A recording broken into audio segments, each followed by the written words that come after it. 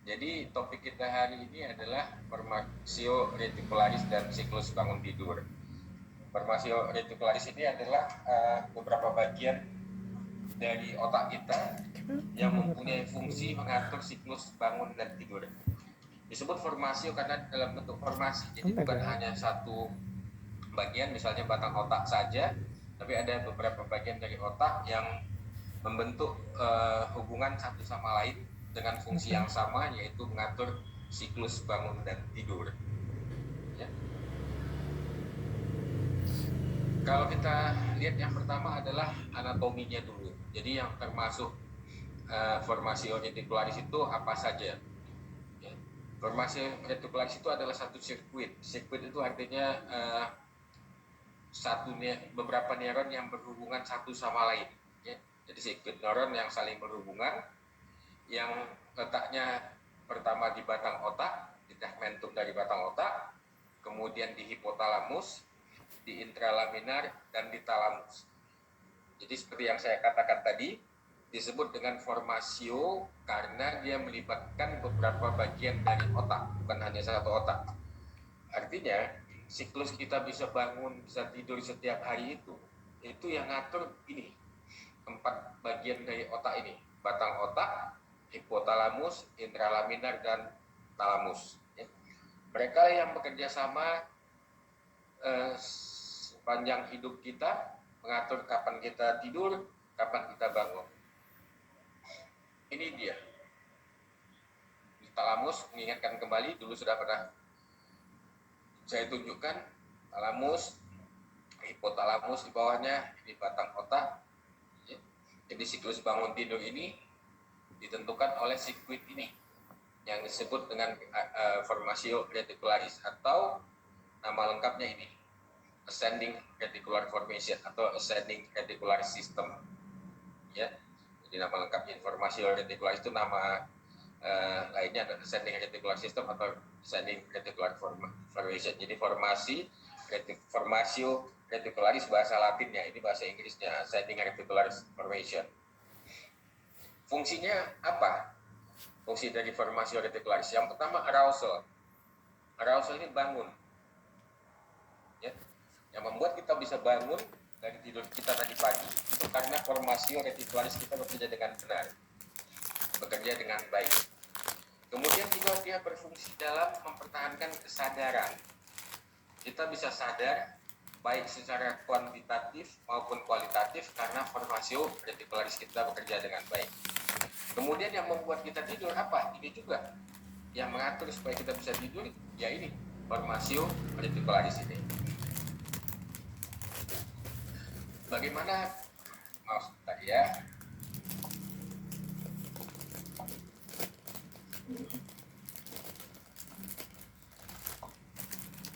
Ini bergeser di waktu saya save kemarin. Yang di belakang nggak kelihatan tulisannya.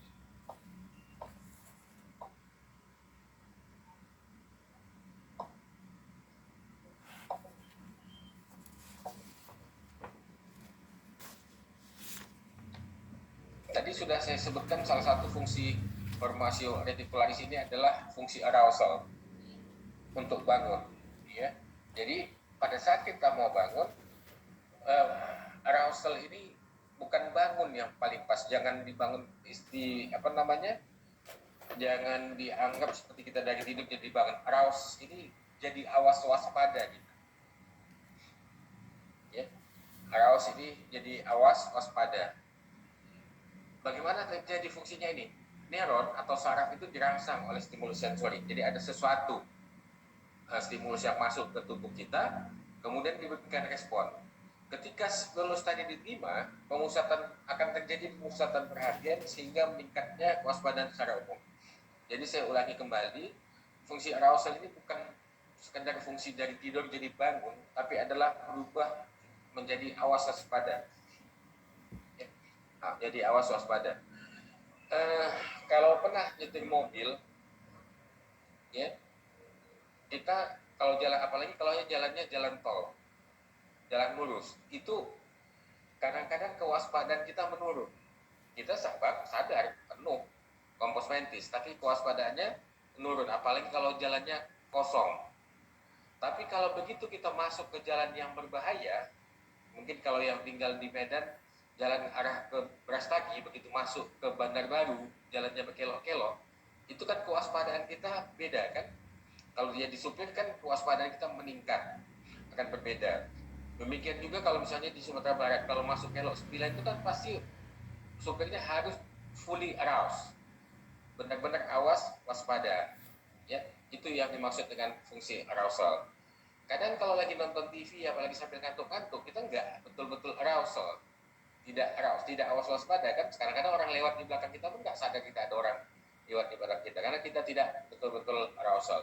Jadi fungsi arousal ini adalah fungsi untuk meningkatkan kewaspadaan secara umum. Ya. Kemudian fungsi kesadaran. Fungsi kesadaran yang saya sebut tadi, ini reticular activating system yang ada tadi sebelumnya, itu fungsinya adalah untuk mempertahankan kesadaran. Ya. Cortex cerebri, reticular activating system yang ada di ini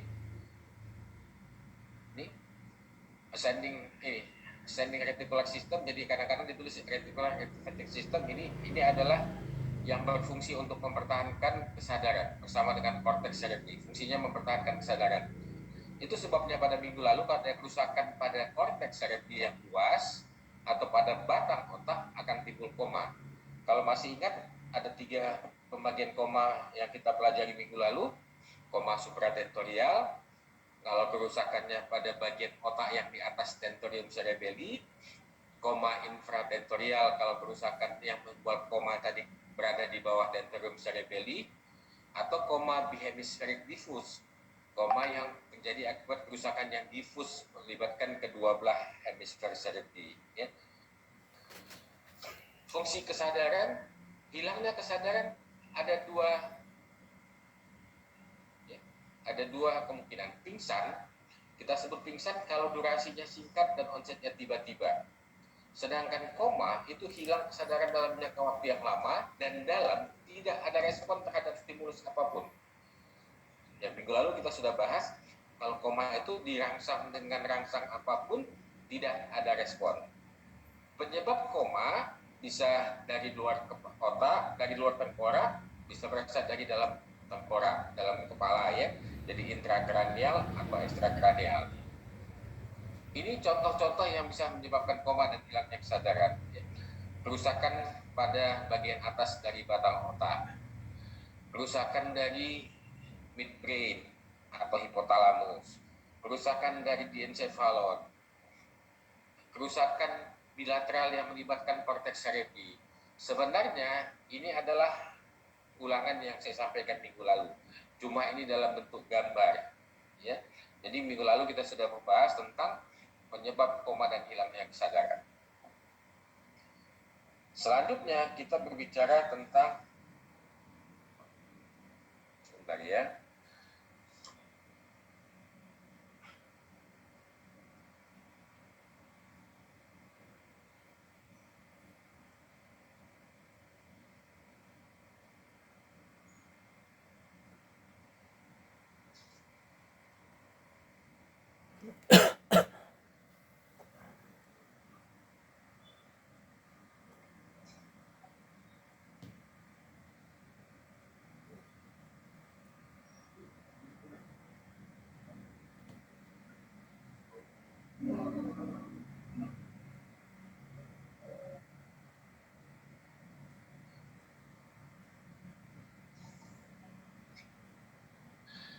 Selanjutnya adalah fungsi tidur.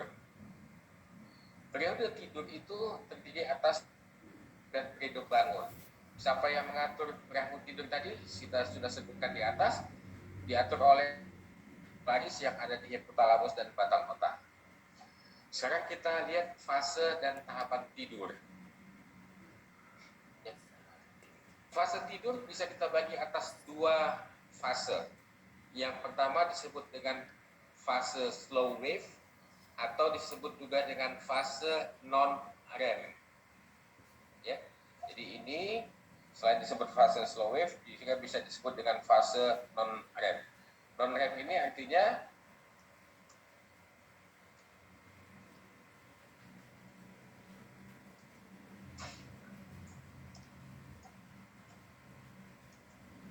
non rapid eye movement, ya. Dan fase tidur yang satu lagi adalah fase yang kita kenal dengan REM sleep. Jadi non REM sleep ada fase. Pada fase yang non REM ini tidur kita dibagi atas 4 tingkatan atau stage. Stage 1 itulah yang kita dalam sehari-hari mengantuk, ya. Pada saat kita mau tidur mengantuk itu adalah stage 1, ya. Stage 2 itu tidur ringan. Kalau sehari-hari kita kadang-kadang menggunakan istilah tidur-tidur ayam. Stage 3 ini tidur yang sudah cukup dalam. Tapi tidur yang paling dalam adalah yang tidur stage 4 yang kita kenal dengan deep sleep, ya. Jadi fase tidur itu ada 2 kelompok, ada 2 fase, fase slow wave atau fase non REM, dan yang kedua adalah fase rapid eye movement sleep.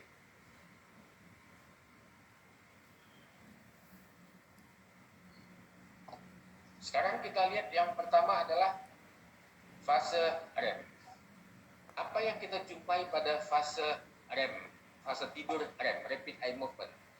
Yang pertama, kalau kita rekam otaknya dengan alat yang namanya elektroensefalografi. Kemarin waktu bicara tentang mati batang otak saya sudah sampaikan, ini alatnya seperti EKG yang untuk memeriksa jantung, tapi alatnya, kabel-kabelnya ditempelkan di kepala orang yang diperiksa. Nanti akan muncul grafik-grafik.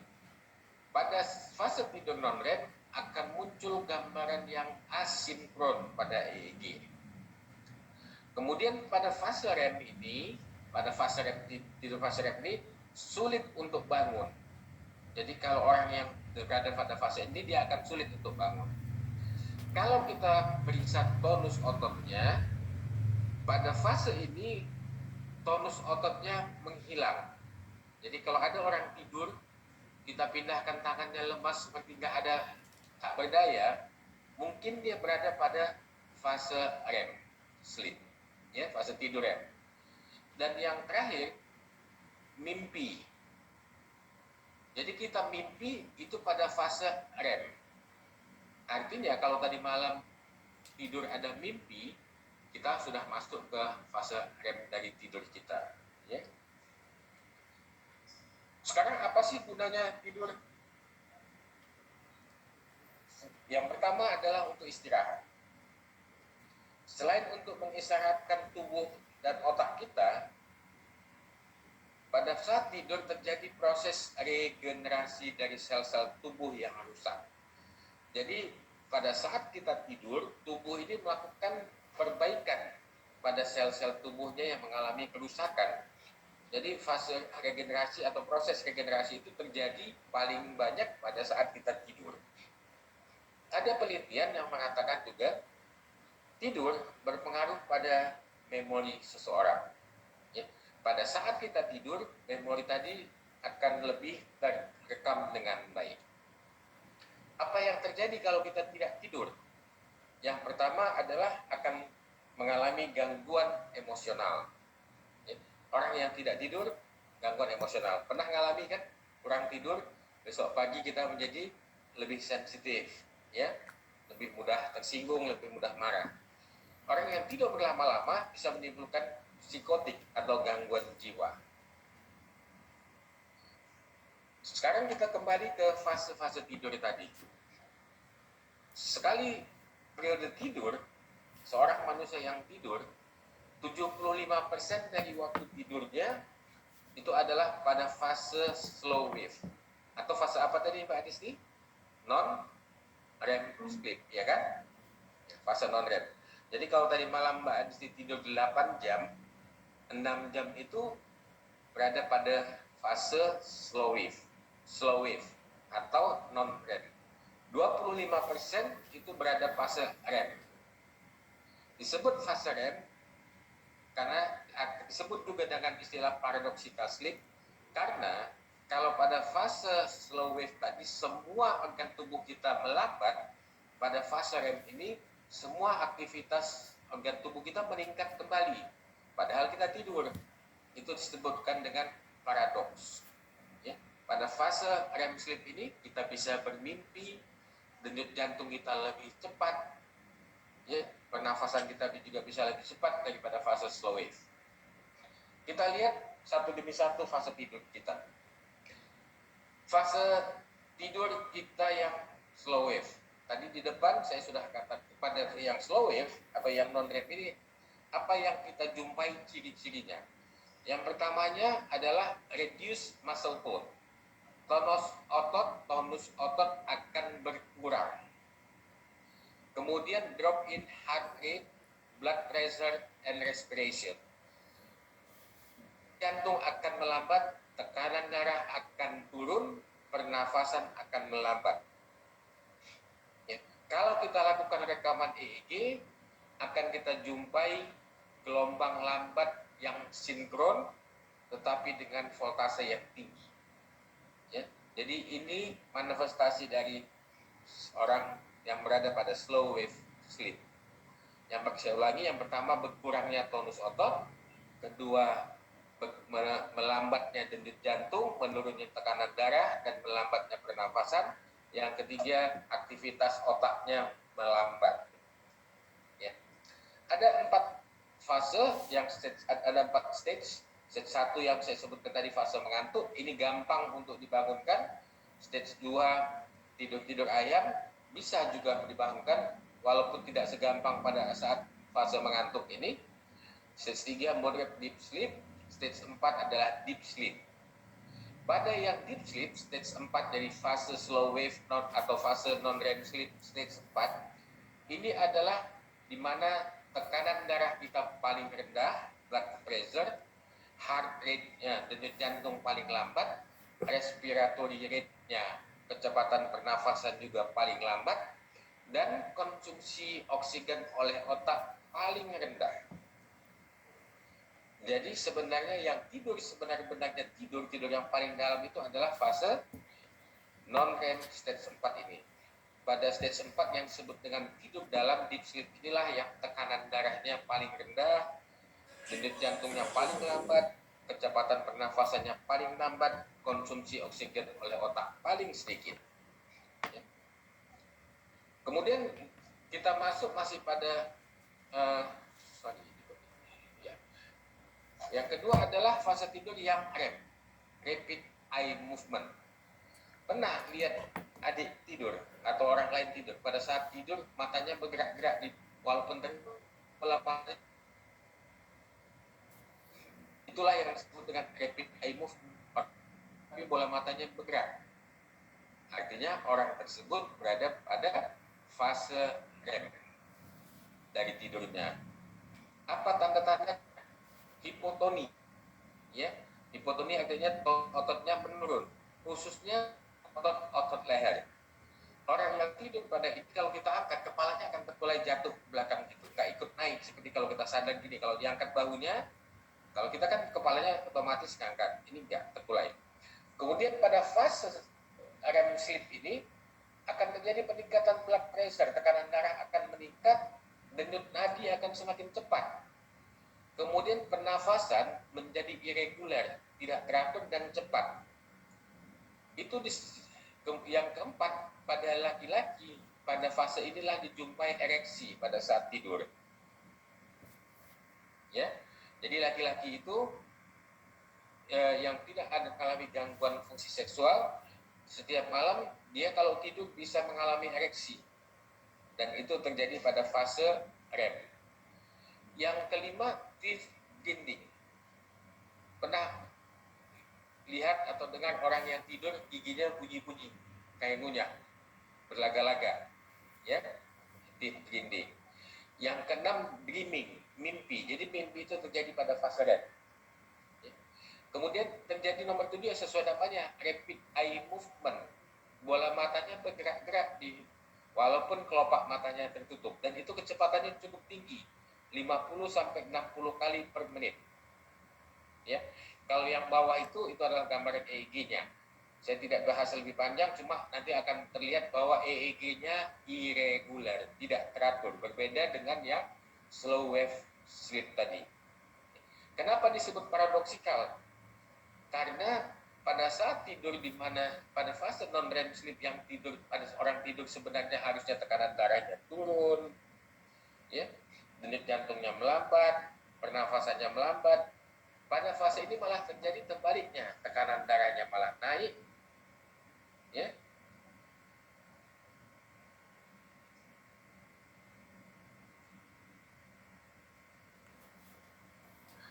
Tekanan darahnya naik, kemudian pernafasannya malah jadi cepat dan tak teratur.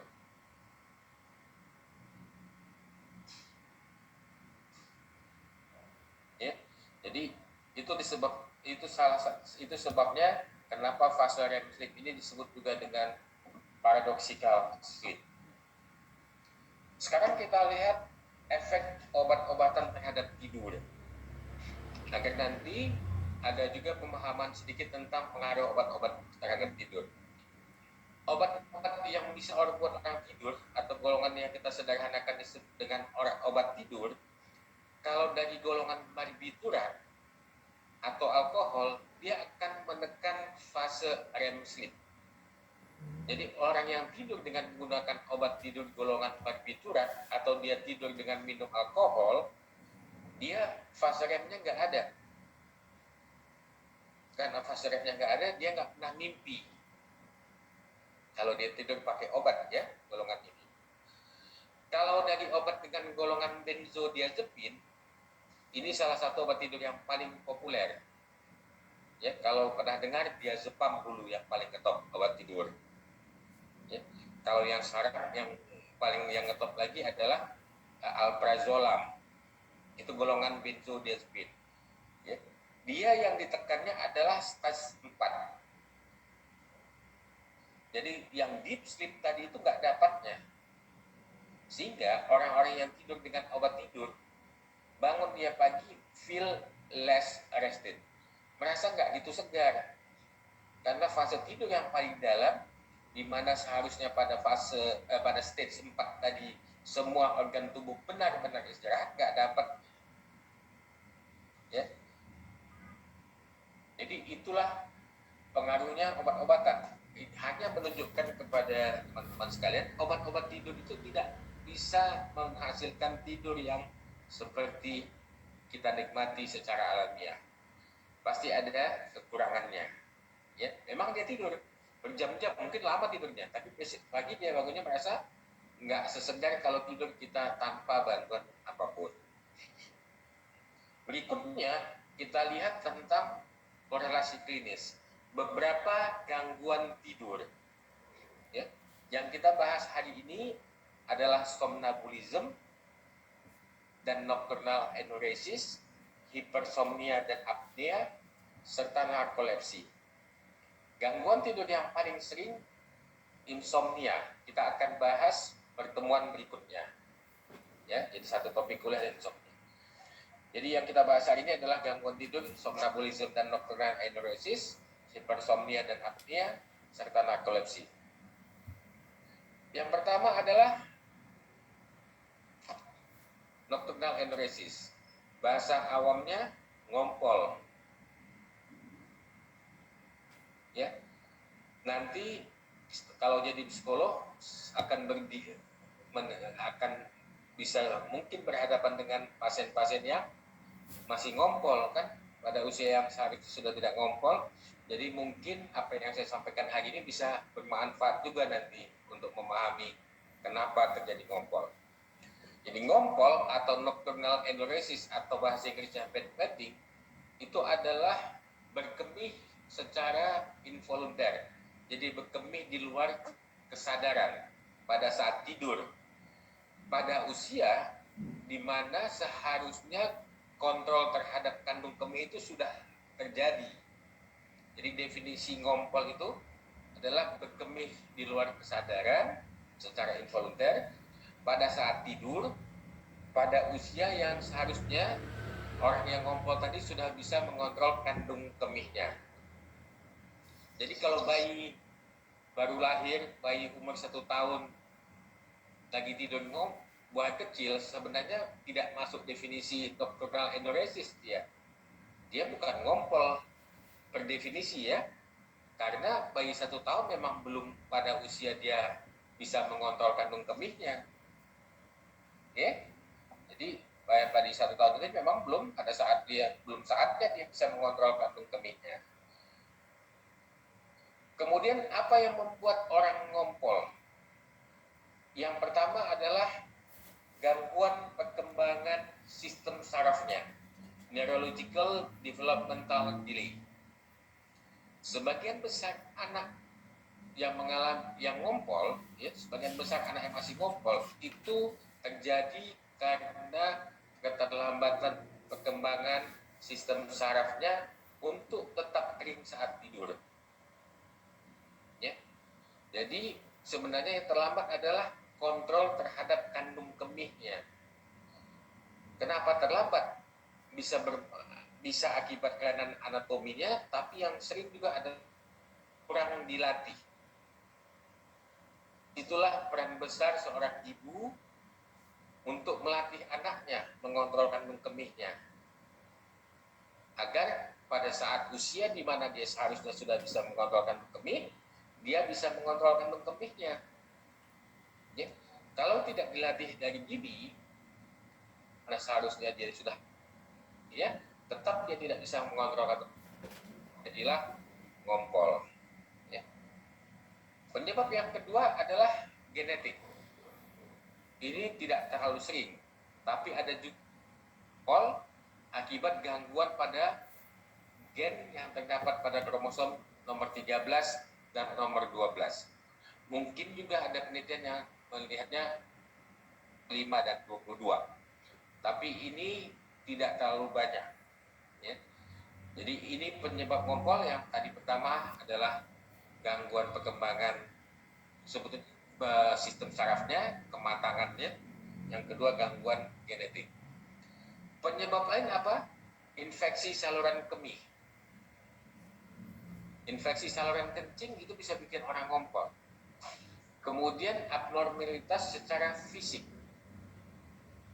Yang berikutnya apa? Tidak cukupnya produksi antidiuretik hormon. Kita punya hormon yang dihasilkan oleh otak, oleh kelenjar hipofisil posterior yang disebut dengan antidiuretik hormon.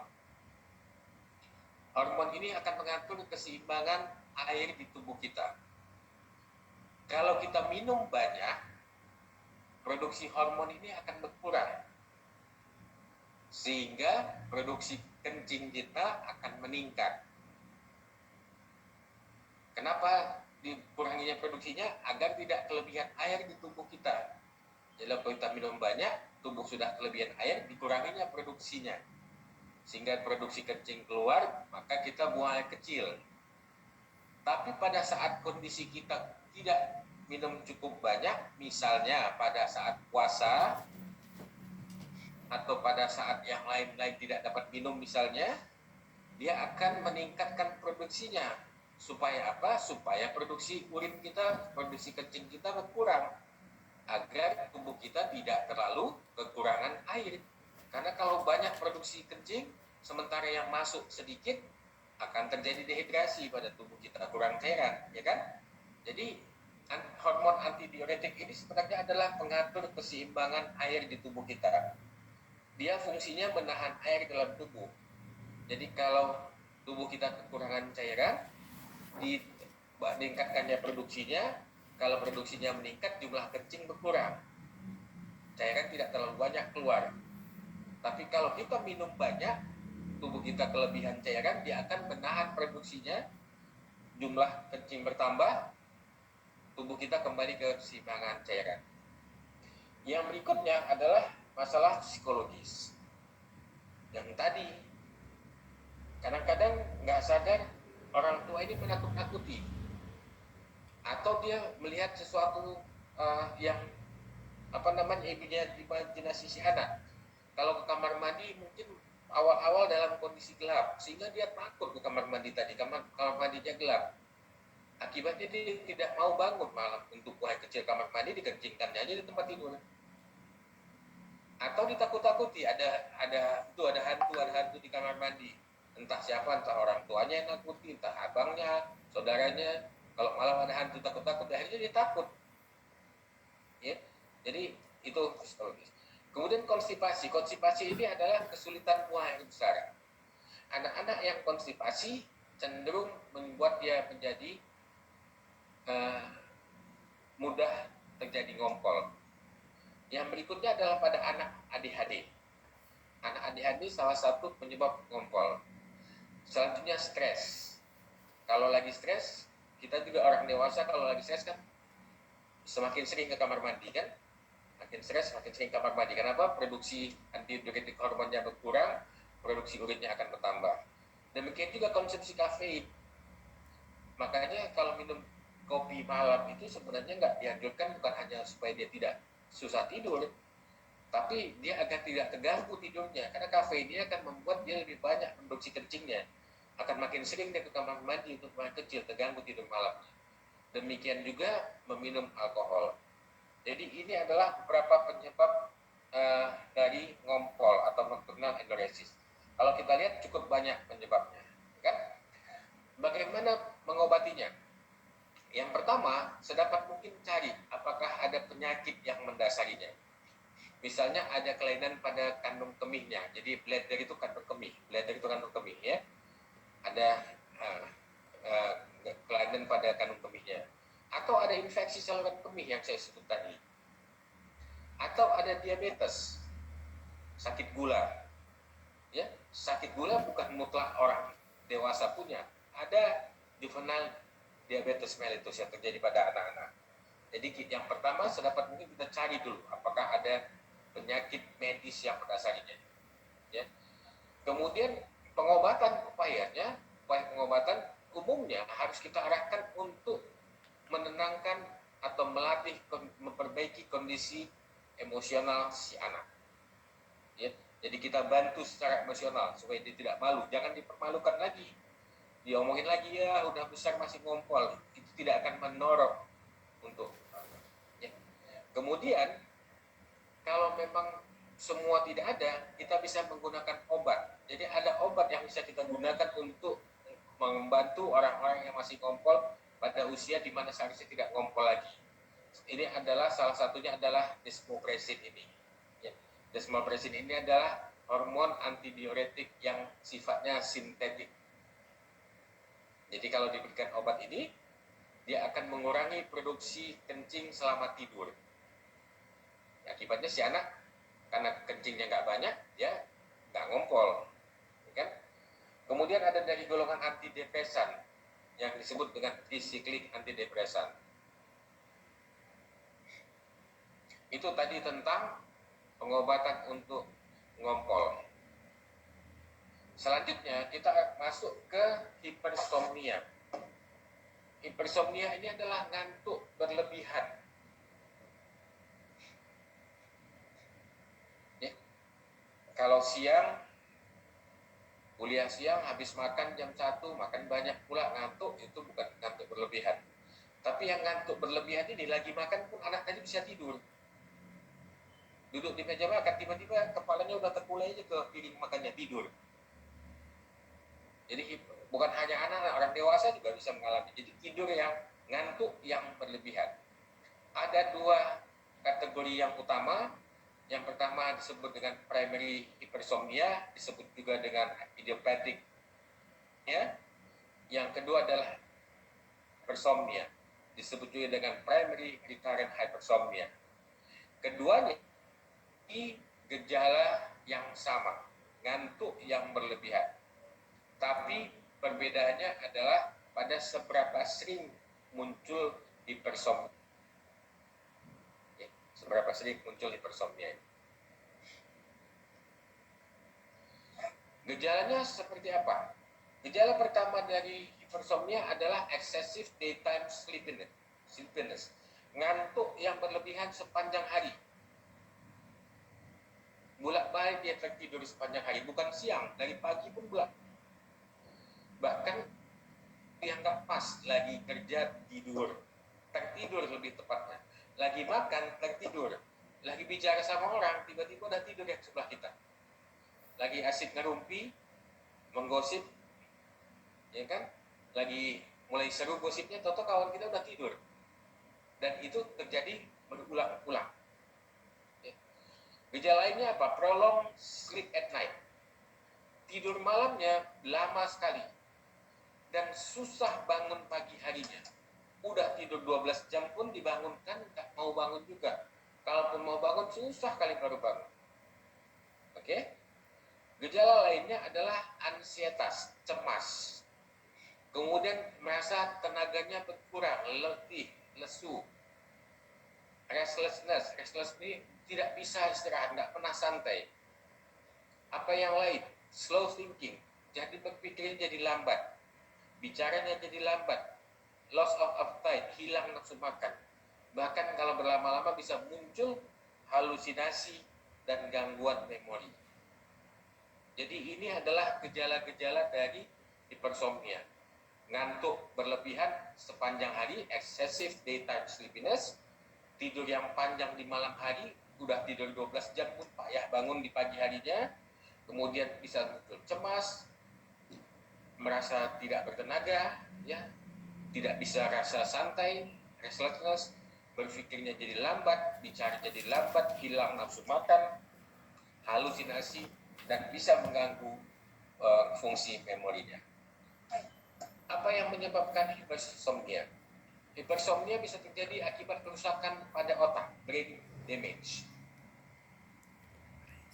Contohnya apa? Pada depresi. Orang-orang depresi. Kalau kalian perhatikan, orang-orang depresi kan cenderung untuk tidur lebih banyak. Kemudian pada uremia. Uremia ini adalah satu kondisi di mana kadar ureum di dalam darah itu tinggi, sangat tinggi. Ini kita jumpai pada orang-orang dengan gagal ginjal kronik. Ya, orang-orang yang fungsi ginjalnya tidak bekerja dengan baik, kadar ureum di dalam darahnya akan meningkat, disebut dengan uremia. Orang-orang yang cuci darah itu, ya, itu bisa menimbulkan hipersomnia. Yang ketiga adalah fibromialgia. Fibromialgia ini adalah nyeri kronik yang dirasakan sekujur tubuhnya, sakit punggungnya, sakit pinggangnya, sakit bokongnya, sakit kakinya, semua sakit.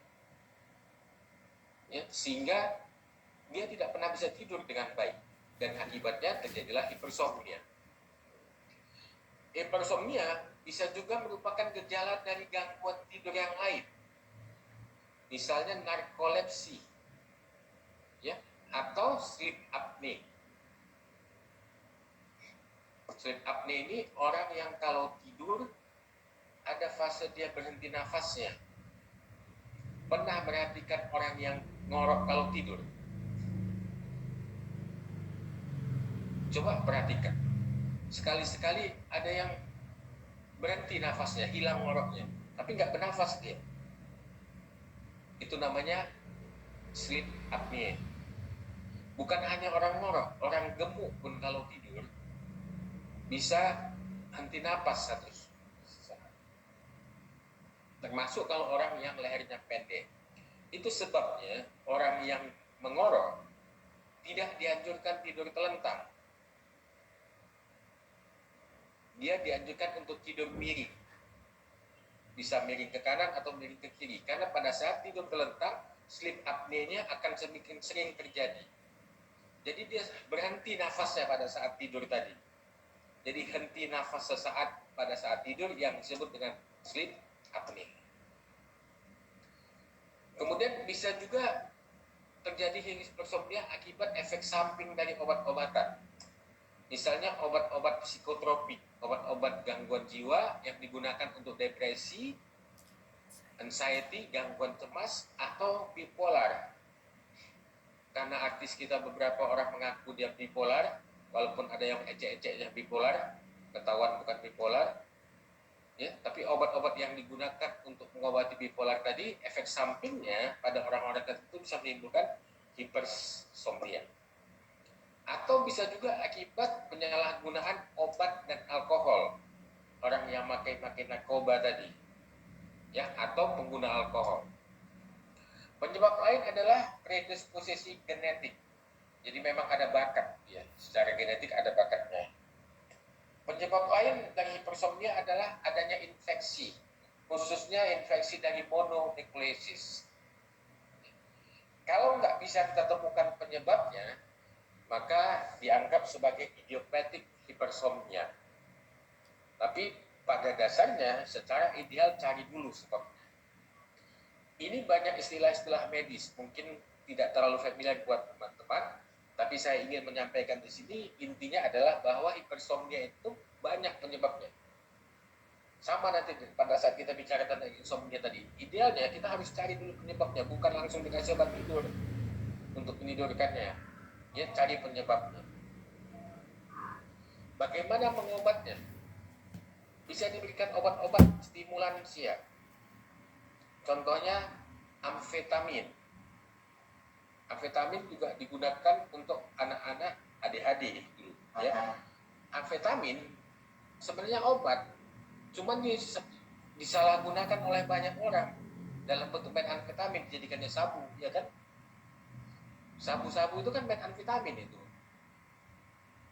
Jadi sebenarnya obat, ya awalnya sih obat, tapi ada aja orang yang menggunakannya sebagai sabu-sabu karena dia tahu itu sifatnya stimulan, membuat dia happy, buat dia jadi segar, buat dia jadi bangun.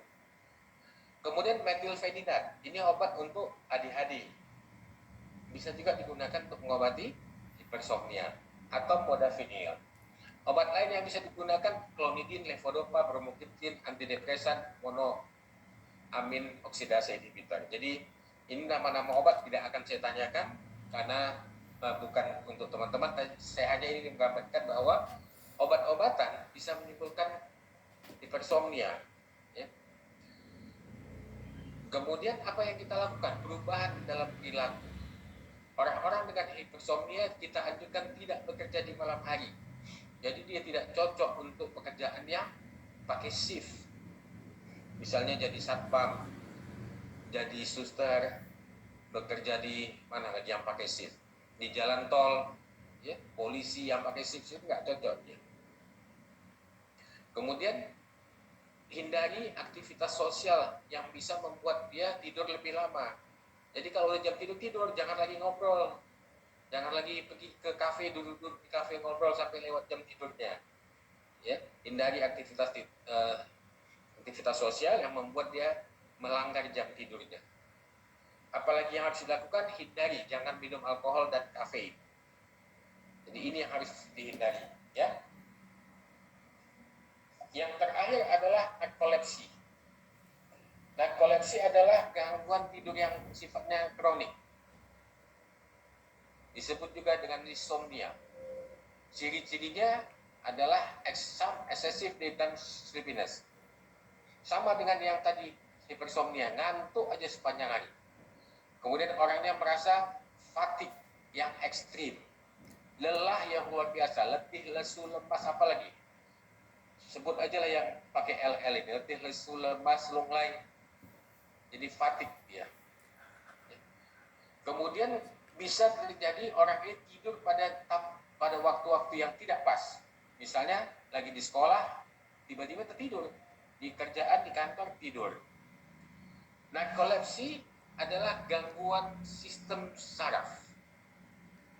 Gangguan sistem saraf terhadap pola tidur. Ya. Bukan gangguan penyakit mental. Jadi bukan penyakit mental dia, bukan juga masalah psikologis. Sebagian besar ini disebabkan oleh abnormalitas genetika, ya, yang mengganggu faktor-faktor biologis spesifik yang ada di otak kita. Jadi narkolepsi ini adalah murni gangguan saraf yang terjadi akibat adanya kelainan genetik yang mengganggu fungsi dari faktor-faktor biologis di otak manusia. Tandanya sama saja, ngantuk yang berlebihan, katapleksi, ini yang lebih seru ini, orang narkolepsi ini dia lagi jalan bisa tiba-tiba jatuh ke lantai, tidur, lagi jalan, hilang tonus ototnya semua, kayak hilang, orang bilang seperti nggak tiba-tiba hilang tulangnya, jatuh, tidur, jatuh lunglai kayak orang pingsan, tapi dia langsung tidur, bukan pingsan. Ya. Kemudian sleep paralysis, jadi kalau dia lagi tidur, ya, dibangunkan, bisa sesaat dia nggak bisa bicara atau nggak bisa jalan. tapi sifatnya temporer. Kemudian ada hypnagogic halusinasi. Ini hypnagogic halusinasi adalah halusinasi yang muncul pada saat mau tidur. Jadi orang-orang dengan narkolepsi ada narkolepsi ini pada saat mau tidur muncul halusinasinya. Jadi halusinasi itu kalau muncul pada saat mau tidur disebut dengan hypnagogic. Kalau kenapa dipisahkan, karena ada juga halusinasi yang muncul pada saat bangun tidur, itu hypnopompik namanya. Halusinasinya ini vivid, jadi mirip sekali dengan nyata. Jadi dia menganggap itu memang fakta, memang keadaan, bukan lagi mirip sekali dengan kenyataan, bukan halusinasi. Yang sering halusinasi ini menakutkan, melihat struktur yang jelek, menakutkan, seram, ya. Kemudian bisa ada pengalaman seperti sedang mimpi, ya, yang terjadi pada saat mau tidur atau pada saat mau bangun tidur. Kemudian gejala ini ada automatic behavior, perilaku yang sifatnya otomatis. Misalnya meneruskan fungsi yang sedang bekerja. Jadi pada saat tidur dia bisa bicara, atau pada saat tidur dia masih tangannya bekerja juga, menyusun bergerak-gerak terus tangannya sambil tidur. Tapi kalau orang ini yang sedang bicara pada saat tidur ini atau tangannya bergerak-gerak melanjutkan kerja yang sedang dia kerjakan sebelum tidur, dibangunkan, dia nggak punya memori tentang itu. Apapun kita bilang dia nggak akan percaya. Tadi kamu bicara waktu itu, enggak? Karena dia nggak ingat. Ya. Jadi kalau mau membuktikannya ya rekamlah pakai video biar percaya orangnya. Kalau cuma kita ucapkan dia nggak percaya karena itu nggak ingat kejadian. Penyebabnya adalah seperti saya katakan tadi, kerusakan dari genetik, kerusakan pada kromosom 6. Ya. Kromosom 6 ini akan mengganggu, akan meningkatkan risiko gangguan fungsi autoimun yang mengganggu protein producing neurons di otak. Protein yang kerjanya menghasilkan sel saraf di otak. Protein ini disebut dengan namanya hipokreatin atau orexin. Ini protein yang berfungsi mengatur appetite ini selera makan dan pola tidur. Jadi itu sebabnya terjadi gangguan tidur yang berlebihan seperti ini. Ya. Pada orang-orang yang menderita narkolepsi, jumlah orexin di otaknya berkurang. Jadi jumlah protein orexin ini berkurang sehingga dia terganggu fungsi mengatur pola tidurnya. Pengobatinya ya, untuk mengatasi excessive daytime sleepiness tadi, ngantuk berlebihan sepanjang hari, bisa diberikan obat stimulan seperti yang tadi, bisa diberikan amfetamin, bisa diberikan metilfenidat. Kalau pasiennya juga menderita katapleksi yang tiba-tiba hilang tonus ototnya, lainnya bisa diberikan obat antidepresan dari golongan tricyclic antidepresan. Ya, tricyclic antidepresan.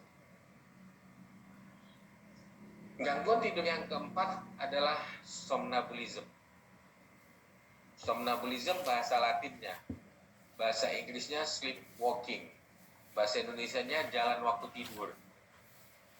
Ada yang beruntung pernah ketemu orang seperti ini? Karena saya belum pernah. Saya belum seberuntung itu melihat pasien atau orang yang saya kenal yang bisa jalan waktu sambil tidur. Ya, namanya bahasa Latinnya somnambulism, bahasa Inggrisnya sleepwalking. Biasa ini adalah suatu penyakit yang diturunkan secara autosomal dominan. Ya, jadi ini adalah penyakit genetika juga yang diturunkan dari orang tuanya. Orang-orang yang sleepwalkers ini bisa bangun dari tidur, bukan bangun dari tidurnya, bangkit dari tidurnya dan berjalan dalam kondisi tetap tidur. Ya, bahkan ada yang bisa membuka pintu rumahnya sehingga dia bukan hanya berjalan dalam rumah, bisa keluar sampai jauh dan tiba-tiba dia terbangun sudah di tengah jalan atau entah di mana-mana dia. Penyebabnya adalah keterlambatan dari maturasi sistem saraf. Ya, keterlambatan matangnya sistem saraf manusia di otak. Atau bisa juga akibat menggunakan obat-obatan. obat-obat neuroleptik atau hipnotik yang digunakan untuk mengobati gangguan jiwa pada sebagian kecil orang bisa menyebabkan somnambulisme. Jadi orang yang awalnya mengalami gangguan jiwa, berobat ke dokter jiwa, dikasih obat-obat untuk kontrol gangguan jiwanya, sebagian orang bisa mengalami efek yang tidak diinginkan berupa somnambulisme atau sleepwalking. Bagaimana mengobatinya? Kita gunakan obat tidur golongan benzodiazepin dengan dosis kecil. Misalnya clonazepam, atau bisa kita gunakan obat golongan antidepresan dari golongan trisirklik antidepresan. Saya kira itu slide. Silakan kalau ada yang mau bertanya atau Pak, saya mau bertanya, Pak. Silakan, Mbak Tia. Oh, jadi kan Pak, saya ada 2 pertanyaan nih, Pak. Silakan. Yang pertama itu terkait pengobatan gangguan tidur mengontrol dengan obat-obatan.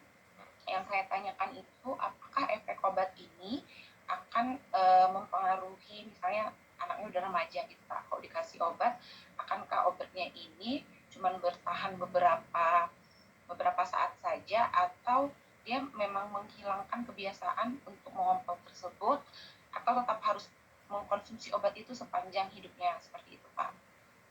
Ya, untuk ngompol ya. Ya, untuk nocturnal enuresis.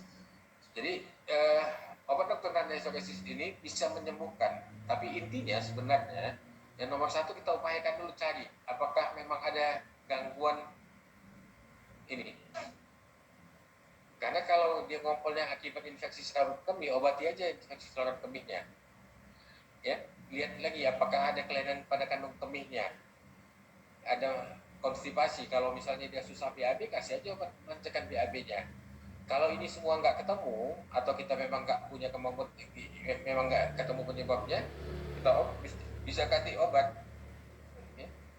Saya pernah beberapa kali menggunakan obat trisirklik antidepresan ini untuk mengobati anak-anak dan tertolong. Tapi sambil orang tuanya harus melakukan bladder training, melatih kandung kemih si anaknya. Si ibu kan tahu itu anak-anak nanti malam ngompolnya jam berapa kira-kira. Kalau ibu kan tahu, misalnya kalau si anaknya malam dibiasakan, bladder training ini apa contohnya? Sebelum tidur anaknya dipipiskan dulu. Ya, nanti kan ibu-ibu tuh kan kalau berulang-ulang anaknya ngompol kan paham lah itu. Kalau anaknya tidur jam 9 nanti jam 1 udah ngompol basah anaknya. Artinya tugas si ibu sambil minum obat tadi, jam 12 bangunkan dulu anaknya, ajak ke kamar mandi untuk pipis. Ya, kalau nanti kira-kira jam 5, kalau anaknya ngompol sampai 2 kali satu malam, ya harus 2 kali dibangunkan ke kamar mandi ya, untuk melatih anak tadi mengontrol kandung kemihnya yang kita sebut dengan bladder training, latihan kandung kemih. Umumnya ini bisa sembuh, bisa berhenti ngompolnya dengan diberikan obat dan latihan kandung kemih tadi. Ya, saya pernah ngobati pertama kali malah saya waktu dokter umum, waktu saya tugas di puskesmas. Baru beberapa bulan tugas datanglah seorang ibu membawa anaknya sudah kelas 3 SMP. Anak tadi sudah malu karena tiap pagi di daerah lah namanya jemur tilam tiap hari kan.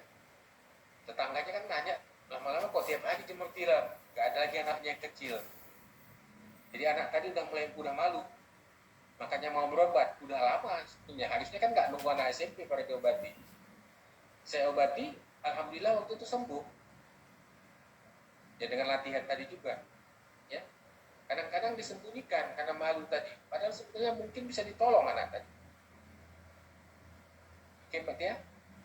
Baik Pak, terima kasih Pak. Satu lagi Pak, mengenai sleep paralysis.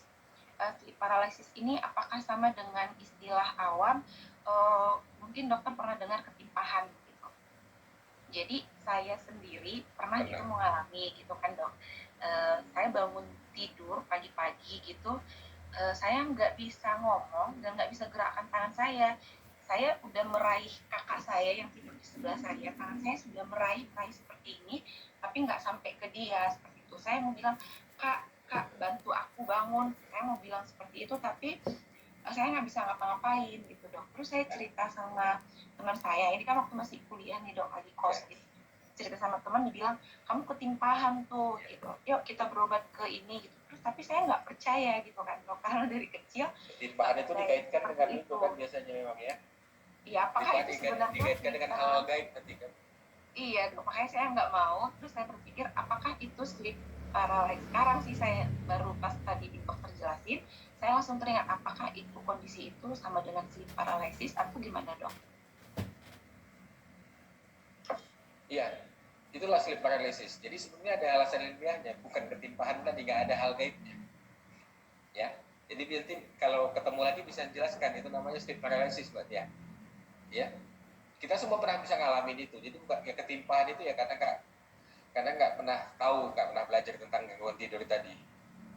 Jadi nggak ada yang dikaitkan dengan hal-hal gaib ketimpa orang gempa ini, yang enggak lah. Ya memang salah satu bentuk gangguan tidur ya seperti itu, ya. Baik dokter, jadi itu penyebabnya apa kira-kira dok?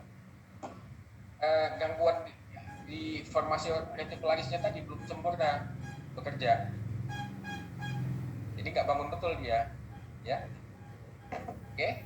Terima kasih dokter. Sama-sama, silakan kalau ada yang lain.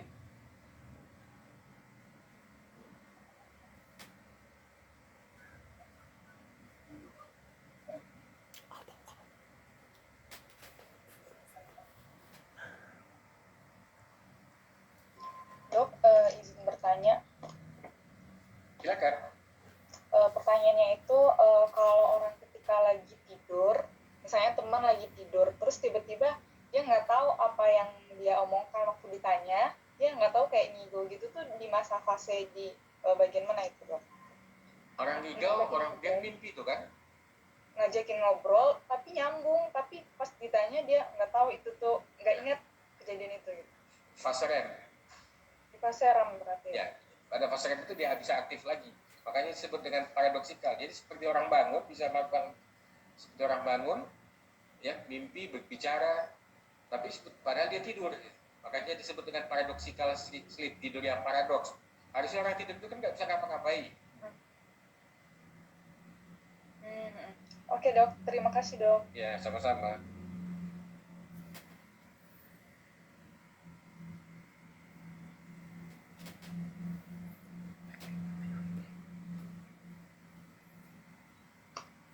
Izin dokter, saya mau nanya.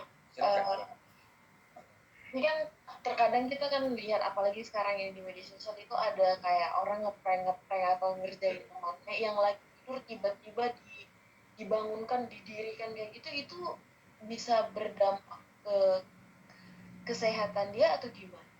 Karena kan dalam kondisi dia terlelap tiba-tiba langsung dikagetkan seperti itu. Bisa. Nanti saya sampaikan sekarang, nanti minggu kuliah berikutnya saya akan tunjukkan arsitektur tidur. Jadi harusnya kalau kita tidur ini, kita punya tahapan. Jadi kalau kita tidur ini dari stage 1 ini, stage 1, 2, 3 ini, dia ada tahapannya, sekian menit masuk ke stage 2, kemudian ke stage 3. Sebagian besar orang sebagian orang nggak sampai ke stage 4. Dia hanya di stage 3, nanti naik stage 2, bisa ke turun lagi stage 3. Itu tidur, kalau kita tidur kan kita misalnya bisa bangun kan, malam kamar mandi, bisa tidur lagi. Jadi ada tahapannya. Dari stage yang paling dalam itu akan mengganggu kesehatan kalau tiba-tiba dibangunkan ke stage 1 tanpa tahapannya. Jadi dia masuknya 1 sampai 4 tuh harus bertahap, baliknya juga bertahap.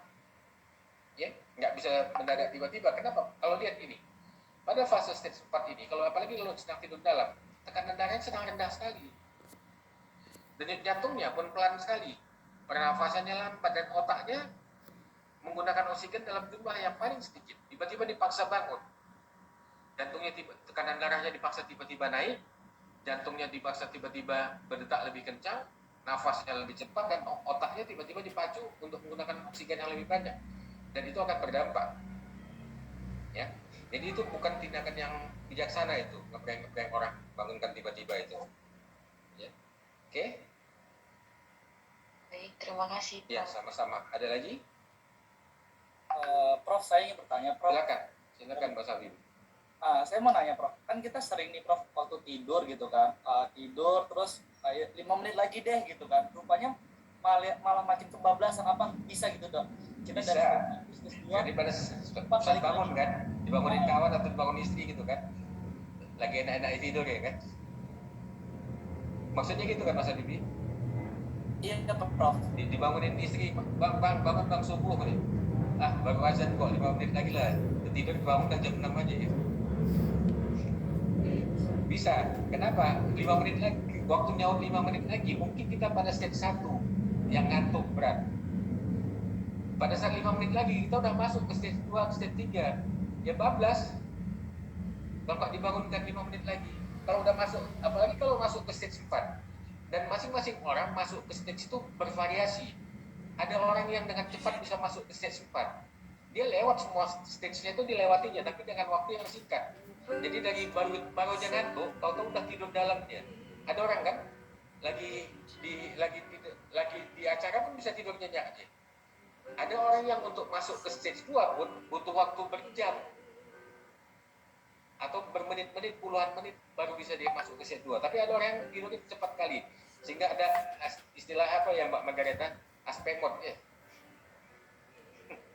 Ya kan ada istilah aspemot kan, asal pihak modom begitu kalau tak tidur dia bisa langsung ke stage 4 ya gak bangun lagi. Kalau yang tipenya kayak gitu ya, tadi waktu dibangunkan tadi dia udah sampai stage 1 belum bangun, masih drowsiness ngantuk.